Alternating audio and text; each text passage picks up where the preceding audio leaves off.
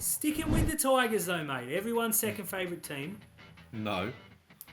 They're offering a big man, Big Stefano, Origin prop, 5-year deal, $4 million. I was quick to go on social media and say, are you kidding me? What are your thoughts? When I first saw it, the $4 million, I thought, God, the Tigers have done something real dumb, like off a 4 over 4. I'm going to be one of the first ones to say, I don't see the hype in Stefano, like, if I'm honest. And last year, there's a podcast, you can go back and listen to it. When he got named for New South Wales, I laughed. Right? I don't see it. But he's young. Okay? And what they're obviously doing right now is he's got this ridiculous clause in his contract that says that if he doesn't play a game of Origin this year and the Tigers don't make if he doesn't play 2 games of Origin this year and the Tigers don't make the finals, that he's a free agent. And Penrith have got a lot of money and Penrith need a prop. Now, this kid, if he goes into the Penrith system, he's going to be Hercules in 6 games, right? No two ways about it. Right now at Penrith, right now at the Tigers, I don't... Like, there's hype there and there's venom there and he has a big run and whatever, he's scary. Okay. But I don't get the hype in it. And if on the flip side of this, Cronulla were interested in Stefano Utoikamanu and they had to offer him $850K a year for 5 years, like, I'm literally ringing anyone I can at the club to turn around and go, do not make that offer. It's not worth it. So at the moment, I don't think it's worth it. But I think the Tigers have to make a play like this to keep him. Otherwise, they're going to end up with someone like Blake Laurie. Situationally, this is something they have to do.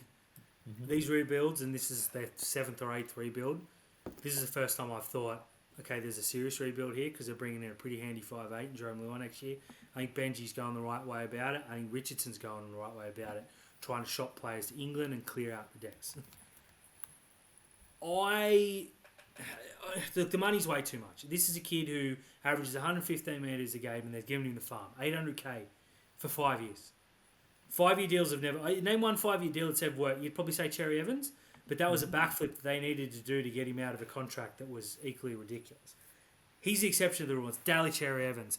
The West Tigers putting $800K into a player who has potential, but is not busting doors down and is probably not in the top 15 props in the competition right now, is laughable. They should be looking at... Well, they need... I don't want to go into it. They need everything, right?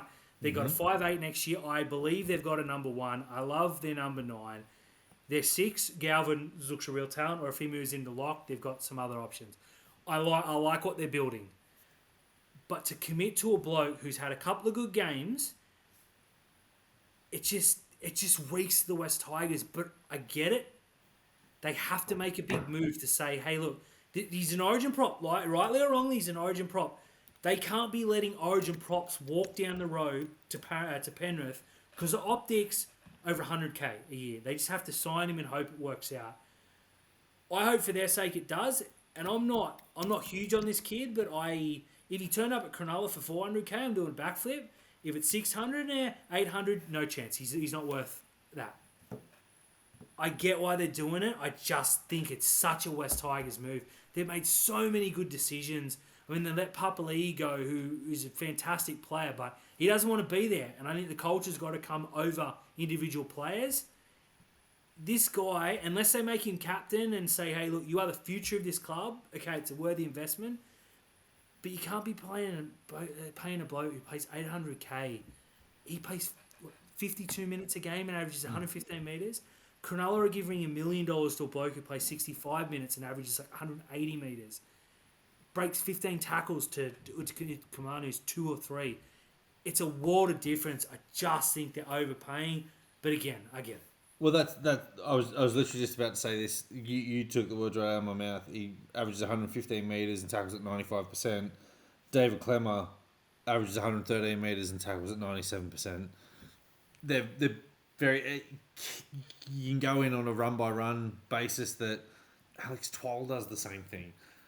I'm yet to see it in Stefano, and I've got no doubt that maybe by the time that he's 26 that he's going to be a very good prop, but he's not one that's come through that you've turned around and like Payne Haas, when he burst onto the scene, you looked at that and you're like, within 2 years he's going to play Origin, within 3 he's going to be the best prop in the competition. James Fisher-Harris, the same thing when he was playing lock for Penrith in 2016. People were saying the minute he moves into the front row, he's going to be an absolute beast. Tino, Tarpanay, these guys, they're a cut above. I don't see it. I think it's a move the Tigers have to make, but I think it'll be one in like 2 or 3 seasons where it'll be. I didn't see him getting released to go to the Titans. Look, while it's not signed yet, Stefano may say, "Hey, look, I'm going to Penrith regardless of what they offer." Because I can't see the Tigers playing fine football, but that's okay. I hope it works out for them because they need a win.